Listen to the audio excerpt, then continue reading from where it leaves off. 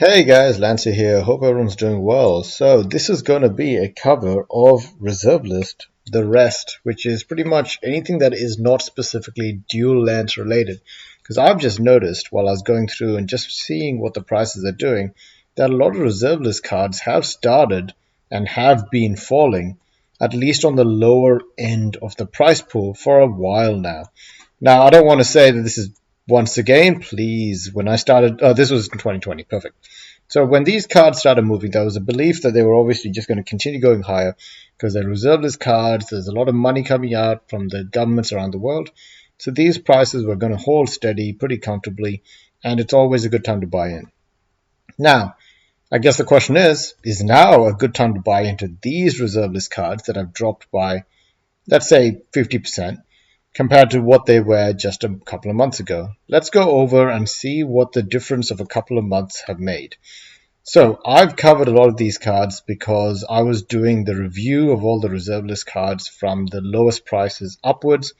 My spreadsheet and everything got messed up a bit because the prices increased so much that I couldn't really figure out which ones were the lowest the ones I did the day before and after. It got a bit messy.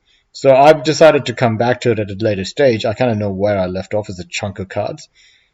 But when I see movements like this, then I get worried again because what MTG Stocks goes by is their price, and then it reorders them based on that.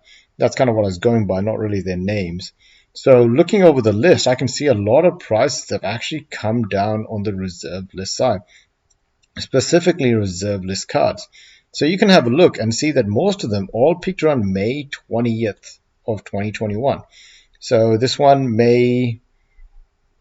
around about May 20th, and then they kind of dropped off pretty fast. You can see this one dropped from like about $6.68 to about $3.81, and you don't really want to catch a falling knife. It currently looks like it's still on its way down, at least for sustaining spirit. Greybind, same thing. Fallen Flotilla, same thing. A bit of a big chunk down around about August 2nd. Findhorn Pollen. So these cards, they actually were 56 cents, let's say. Now they're $2.14. They used to be a bit higher, especially some of these premium ones. And I remember we were looking at these. Some of these were like going for $99 and stuff like that. And now you can get it on TCG Player for what, 99 cents? 97 cents? Is that worth it? I don't know. It says $1.11 for a near mint, $1.11, $1.17. What's the most expensive you can get this card for? Let's find out. $976.76. Yeah, nope. Nope, a lightly played as well. Isn't a near mint here going for $1.11? Yeah, okay. So we can see there's a bit of a weird situation going on where people are still trying to manipulate these prices higher. I wonder if someone maybe bought too high, but the stock's coming out for some of these cards where it's like $1 to get some of these reserve list cards. Now we understand there's still value in these. $1 for this card, even if it's not that impressive, it might have some playability. I've done some reviews of this kind of card where I'm just trying to get the most amount of ideas out there. But you can see that the prices no longer sit around about $4.75, which is what they were, and even higher than that. 50 cents to $4.75, that's an 800% increase. While right now it's sitting around about $2, which is a 400% increase, which is still quite high. It does still look like it's on its way down. But question is now a good time to get into the reserved list market again? And we can see, or should I say, before we start getting into this, is now a good time to keep an eye on the reserve list bulk market, because we know that the value in them is going to drop unless something changes in the world economy as it is right now.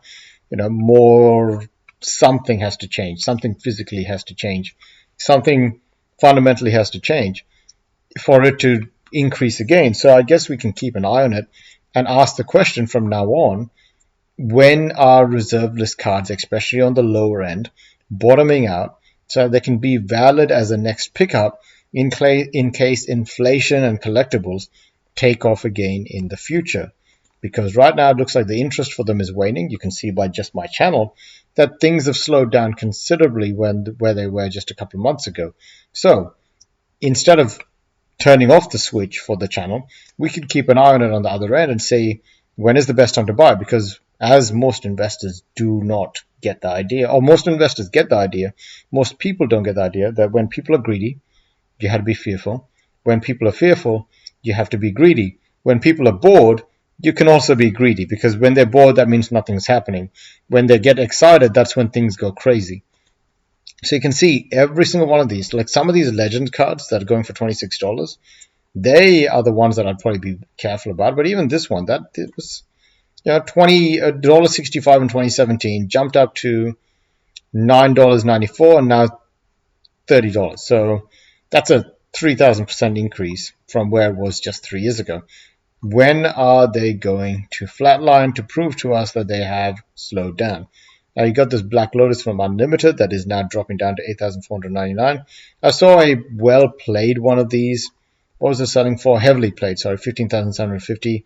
Probably, depending on what you want to make out of it, probably not worth it. Oh man, I still remember when Black Lotus was selling for like a couple of $100 in 2005. Good times. Yeah, so you have a Mercenary, Ice Age, so dropping again very slowly, but I'm going to keep an eye on these because they might speed up as people realize that they have 50 of them, and each one of them can sell for $1.63 instead of 56 cents just a couple of months ago. And that's it. Like they might just be like, okay, you know what? I'm going to unload on a couple of these and get some money back so I can put them into use for something else. And we'll need to find out what that something else is.